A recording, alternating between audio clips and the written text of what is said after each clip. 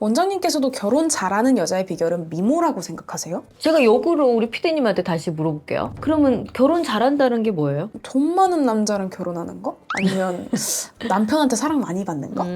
그럼 그런 여자들은 다 예쁘고 몸매가 잘난 사람들이었을까요? 실제로 결혼 잘하는 사람 중에 이쁘기만 한 여자는 없습니다. 우리 피디님 말씀대로 쟤는 어떻게 저렇게 결혼을 잘했지? 이런 사람들의 특징 3가지를 말씀드릴게요. 첫 번째는 자기관리가 뛰어난 여자입니다. 배우 김성령 씨처럼 자기관리 정말 끝판왕이잖아요. 그 나이 먹어도 그 나이로 안 보이는 분들, 굉장히 자기관리 잘하시는 분들이라고 볼 수 있죠. 실제 남자들이 여자들을 볼 때 외모와 몸매를 보는 건 사실이기는 합니다. 생물학적 본능으로 남성들이 여성들의 가슴이나 골반에 집착하는 경우가 덜어 있죠. 솔직히 얘기하면 저도 외모 엄청 많이 봅니다. 키도 봐요.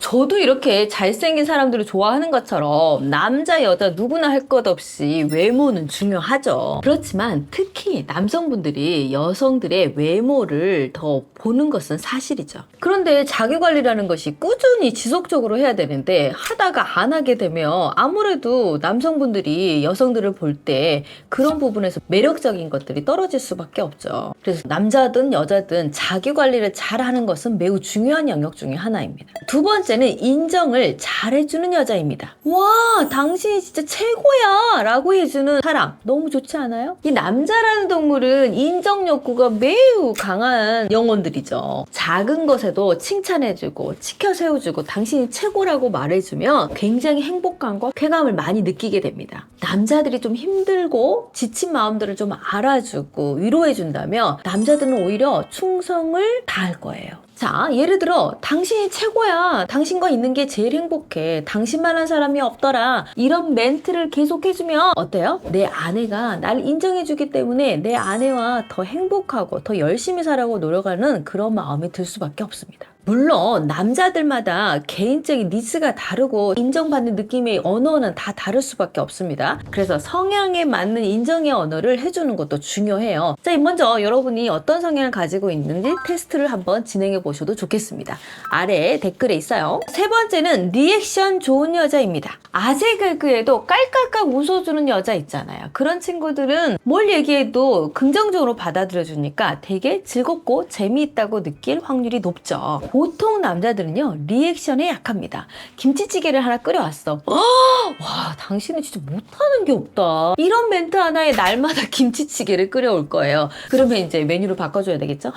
자, 우리 남자들은 리더십에 대한 욕구가 있습니다. 그래서 내가 리더십을 갖고 있지 않아도 나의 행동과 언어들을 리액션을 잘해주는 여자를 보면 자신이 좀 리더를 잘하고 있다고 인정받는 느낌들이 있을 수 있어요. 그런 표현이 굉장히 그래서 중요합니다. 아마 저런 사람이 어떻게 결혼했지 이런 생각이 드는 건 앞에서 말씀드린 3가지를 굉장히 잘했을 확률이 높습니다. 더불어서 건강한 결혼 생활도 이걸 잘 유지했을 때 건강해질 확률이 높죠. 그럼 원장님, 반대로 결혼 생활 유지가 어려운 사람의 특징도 있나요? 그럼요. 제가 상담 10년 차인데 그런 사람 어마무시하게 많이 봤죠. 그런 사람들의 유형도 3가지로 나눠서 알려드리도록 할게요. 첫 번째, 피해의식이 강한 여자입니다. 무슨 일만 있으면 남 탓하는 사람들. 넘어졌어도 남의 탓, 뭐 했어도 남의 탓, 그래서 남편의 탓, 아니면 시부모의 탓, 자신의 엄마의 탓, 형제의 탓, 친구의 탓, 모든 것을 자신이 아닌 타인의 탓을 하는 사람들. 이런 대화를 계속 듣고 있으면 남자들이 굉장히 피곤하다고 느끼는 마음이 큽니다. 두 번째는 비교하는 여자입니다. 내 친구는 이번 생일에 샤넬백 받았다더라. 남자의 능력을 무시하는 듯한 말이나 은근슬쩍 비교하는 언어를 씁니다. 자, 이런 유형의 친구들은요, 신혼 때 신혼집을 준비하는 과정도 굉장히 중요해지기 시작해요. 남편은 좀 새 아파트에 좋은 곳이라고 해도 조금 외곽에서 살고 싶은 마음이 있어. 우리 아내는 그 지역에서 어떻게 살아? 좀 더 부엌이라고 해도 남들이 말하는 좀 핫한 동네에서 살고 싶은, 보여주기를 좋아하는 그런 유형의 사람들, 남편들 입장에서는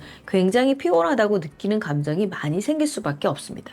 세 번째는 감정 기복이 심한 여자입니다. 내가 왜 화나는지 몰라? 이 말을 달고 사는 여자입니다. 감정 기복이 심한 사람들은요, 상대를 계속 눈치 보게 만들고 사람의 마음을 지치게 만드는 경향이 매우 강합니다. 이런 사람하고 살고 있다고 생각해 보세요. 관계가 틀어지지 않겠어요? 얼마나 지치겠어요? 자, 실천해야 될 세 가지와 피해야 될 세 가지만 잘 연습해서 습관을 만드시면 충분히 멋진 결혼을 할 수 있죠. 자, 어렵게 생각하지 마시고요. 오늘부터 바로 실천 가능한 방법을 다시 정리해 드릴게요. 남편을 위해서 무조건 희생하고 참으라는 말 절대 아닙니다. 여러분이 왠지 이렇게 해주면 다 맞춰주는 것 같아서 자존심 상해, 기분 나빠 이런 경우들이 굉장히 많은데요. 진짜 이기는 게 뭔지 아세요? 보이지 않게 이 남편이 내가 원하는 걸 다 들어주면 누가 이기는 거예요? 그래서 내가 이기는 방법을 찾아가는 거예요. 일단 말을 너무 많이 하지 마세요. 말하는 빈도수를 좀 줄여나가시면 좋습니다. 두 번째는 뜻은 전달할 때 말투는 좀 순화해서 말씀을 하시는 것이 굉장히 중요합니다.